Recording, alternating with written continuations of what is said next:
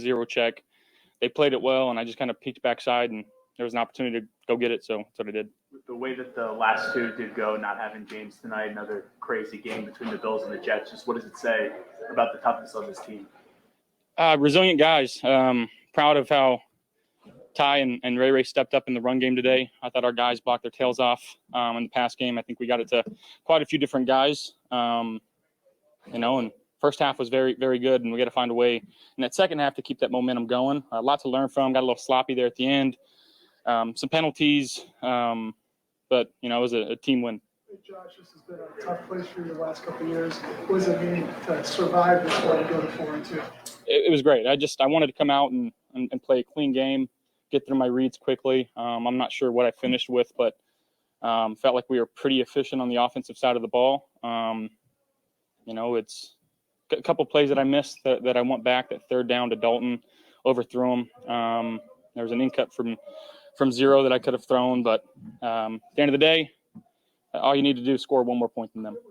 Is that a buzzword, efficiency, throughout the week? Sort of take what they're giving you, not kind of force things out? Well, I think coming back to the first game here last year, just getting a little greedy and wasn't trusting what I was seeing. In that second game at home, felt like we got into a rhythm and a little groove and started trusting what I was seeing and just getting through my progressions well. And guys did a good job of getting open tonight and catching the ball and making some plays for us. What about the effort from Ray Davis tonight? You needed him without James, and he came through with a big performance. Yeah, it was awesome to see. That's why we drafted him. He's not going to, surprise you with his speed, but he's just so quick in and out of his cuts. He's downhill, and his center of gravity is so low that, he's tough to bring down, and he runs the ball super hard, protects the ball. Very proud of him for stepping up. On the long pass to him, is it a running back 45 yards downfield? Was that sort of his scramble rule on that play? Yeah, I got out. I saw a flag being thrown for defensive holding, and just felt like I had a free play there, and just gave him a shot, and he made a play for us. Things could have gone bad at the end of that second quarter. It was a fumble. You guys recovered it. Then you go a touchdown. The biggest play of the game. Dalton Kincaid running the ball, Seibo running the ball, and us being able to score a touchdown. I think on that next play or 2 plays later, whatever it was, but. Biggest play of the game right there was just our guys out efforting them, and it was that's good to see. You had issues turning over the ball here at this place. Did you feel like after that play it was okay? Maybe this is going to be different this year. Here? Yes and no. Again, I was just trying to take it one play at a time and just, like I said, get through my reads and trust what I was seeing. Josh, you take them all, as individual games, but division game against them. What's this mean for you guys? We know that's goal number one. Yeah, our number one goal is to make the playoffs, and you do that by winning your division. So. We understand the gravity of this type of game. Us being 4-2, a 2.5 game lead with the head-to-head win, as opposed to being 3-3 and being second place. So, big game for us in terms of where it stands in the grand scheme of things. Though it was the next one, and that's why it was the most important. And we'll turn our attention to Sunday. Josh, what was the mood going into the locker room after that kind of a disastrous end of the half? Yeah, obviously. Kind of a gut punch, going in thinking you're going to have a 2-score lead there, and they catch a Hail Mary, which, again, that's part of the game. That's why we play it, and fans love to see those type of plays. And when you're on the opposing side, you're like, this freaking guy, So, again, fighting through adversity, getting in at halftime, regrouping, saying let's just control, one play at a time. We didn't score as many points in that second half as I'd like, but found a way. Hey, Josh, your first drive tonight seemed like the aggression was there. Eric Wood even said you were like bullied them that very first drive. Was that the mindset this week? I think so. And that started with our O-line and our running backs. I think even Dalton Kincaid on that, I think it was the second play, putting his shoulder down and going and getting a first down. So that just, tells us we were ready to play and that our guys trusted our game plan, and we just were out there executing at a high level. With a large number of penalties on both sides tonight, was it hard to get into a rhythm, stay in a rhythm? Because it always seemed you were starting, stop. Yeah, I think in that second half, just being behind the sticks, 1st and 15, 1st and 20, doing that too many times. We had false starts, legal formations, just stuff that, we need to clean up, and we'll look at the film and take it from there. But ultimately, that's on my shoulders, so I got to be better for us there. Josh, first game back for Taryn, he makes what ends up being the game-sealing interception. After missing those first 4 games, how nice was it to see sort of him have that moment, and how do you describe what he means to this team? That's great. He's the best nickel in the game, and that's a heck of a play. And that's we missed him, and I'm glad to have him back on the field doing his thing because he's such a great defensive weapon for us. We feel like he can guard anybody, and again, he just continues to make big plays. Thanks, everybody. Thank you. I appreciate that. What did that feel like to have your first big game as an NFL player? Oh, great. Again, having the opportunity to go out there and just play my game and understanding that not things are always going to be perfect. So just taking your time, reading your keys, and just going out there and playing ball. Again, I had a great support cast around me from Josh to the O-line to everybody just doing their job. I would have never had the day I had without the guys blocking on the perimeter, the O-line believing in me and seeing the keys and the reads. So, it's a big shout out to them. I'm happy that I had today. But, realistically, it was a collective team effort. The long pass you caught. Can you kind of take us through? That was kind of a crazy play. Take us through what you did on that play to get down there. Yeah, when you got a quarterback like Josh, things can happen. So just understand staying on the run, staying alive, and just knowing that. But Josh can throw the ball down the field. So once I saw him kind of scrambling, I understand, hey, I got to take it positive and throw my hand up. It was nobody on me, and once I saw him throw it, I missed time to jump terrible, but I was able to come down with the catch. So again, when you got a guy like Josh, you got to make him look good, and that was my best attempt to make him look good. Ray, can you comment on just the physical tone that you felt you and the offensive line set on that first drive? I mean, you're punishing defensive backs on like your first 4 or 5 carries there. It seemed to set a tone for you guys. Yeah, that was something we really wanted to do. We stressed all week was about going out there and taking it to them, taking the physicality to them, understanding that, maybe some guys may not want to tackle. So it's about just going out there and bringing the physicality, lowering your pads, running behind your pads and getting those tough yards. Again, 2 to 3 yards may turn into 4 to 5, then it may turn into, an explosive play. So just run behind your pads. And that was something that the O-line kept telling me to do. Ray, Josh ended up getting the first down there on the final play. But what did it mean to you as a rookie getting those first 2 carries, knowing that they trust you in that situation? It's definitely a confidence boost for myself, but realistically, it's about the guys in my room. James, Ty, Diev, and Frank. Every day those guys continue to push me. Those guys tell me that I'm good at what I do, and just keep the faith and understand that they gave me the ball the first 2 times. It showed that they had a lot of trust and confidence in me. Again, as a running back, that's something that you love. Again, you got to be able to hold the ball and understand getting the first down and put the game away. So I love those guys in my room, and I love our OC for trusting and believing in me. Whenever you found out that James wasn't going to play tonight, did you guys view that as an opportunity yourself and Ty?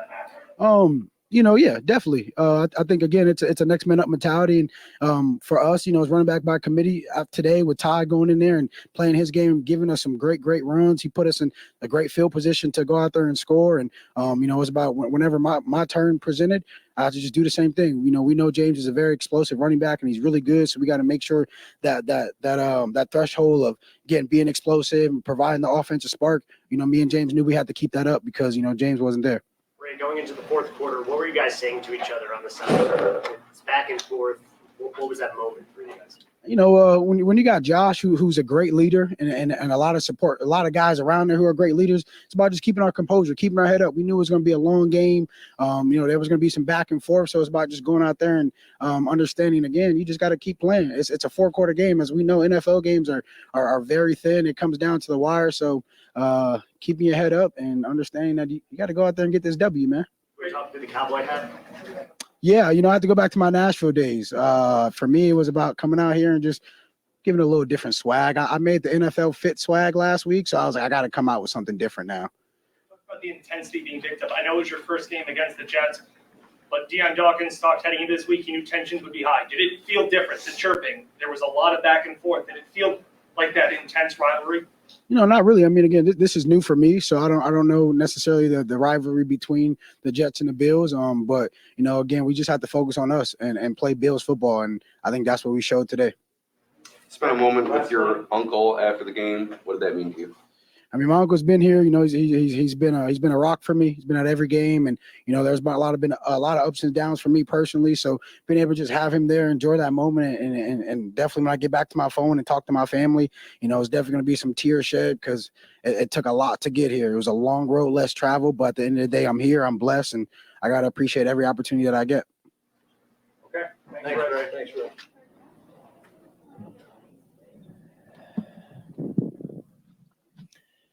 All right. Good division win on the road. last 3 games in a row on the road. Thought it was a gritty win. Josh, led by Josh, offense got off to a good start, established a line of scrimmage early in the game. Ray Davis really stepped up in James's absence. Thought he ran tough, ran physical, protected the ball. Red zone offense, red zone defense, a big difference in the game. And then Taryn with a great play at the end, and T-Rap had another great play breaking up the pass in the end zone there. With that, I'll turn it over to you with your questions. John, it seems, I speak for the room, but like an uncharacteristic performance by one of your teams. Discipline, situational awareness, things like that. How do you process this right afterwards? Yeah, we've got a lot to clean up. We've got to be more disciplined. We can't beat ourselves.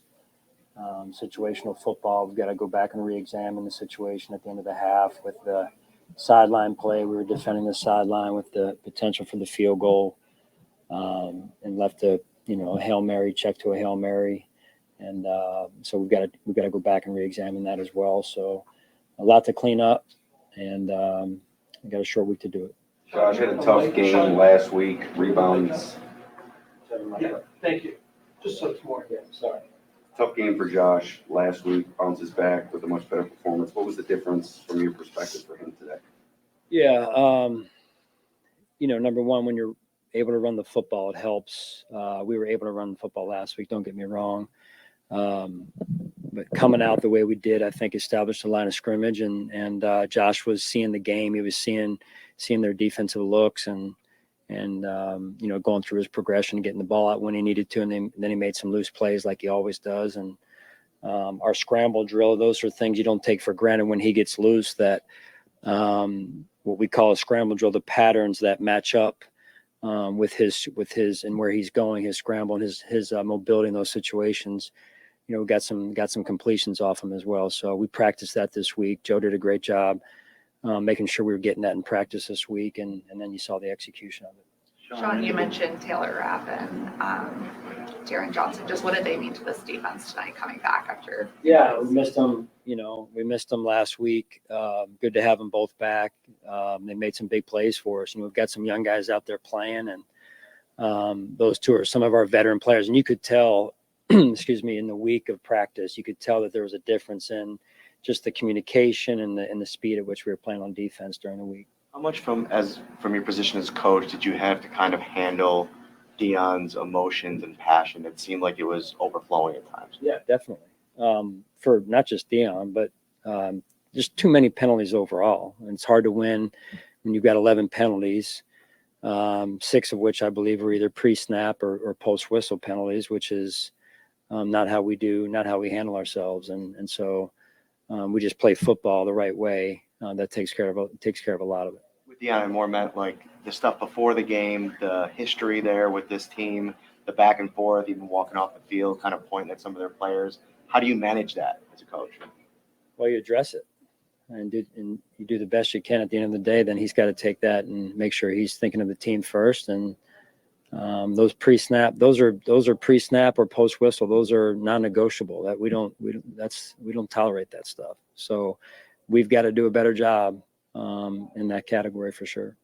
There was a time on the sideline where Josh made it a point to address some players whose emotions were maybe going a little bit overboard, as you're talking about.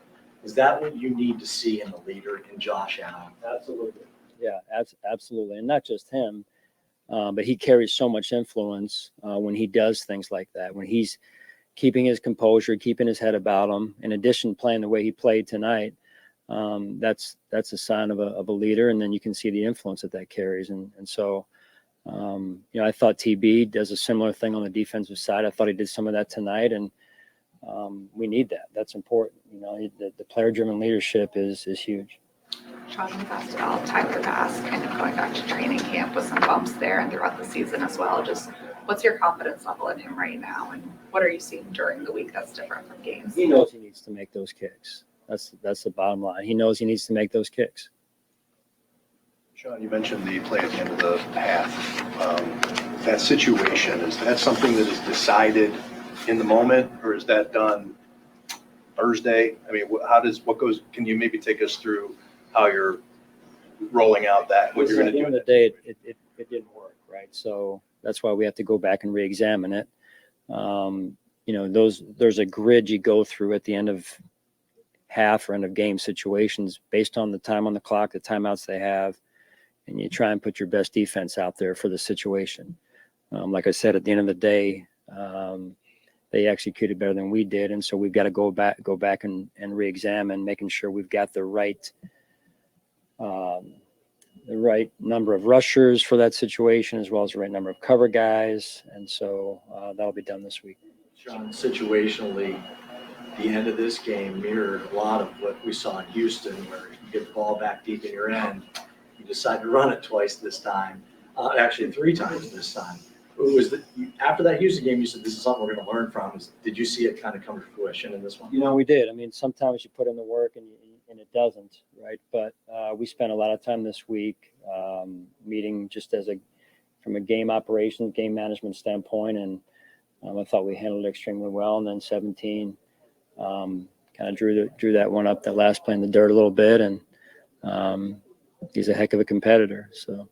We're 6.5 minutes in, and we haven't mentioned Ray Davis yet. I think I mentioned him earlier. Sorry. Well, let's elaborate on the game. You did right off the top. The game. All right. Well, the game that he had and how you were able to deploy him, and when did you know that James Cook wasn't going to be able to go for it? Yeah, James, I'll give him credit, and Khalil too. You get some guys out there pushing through it.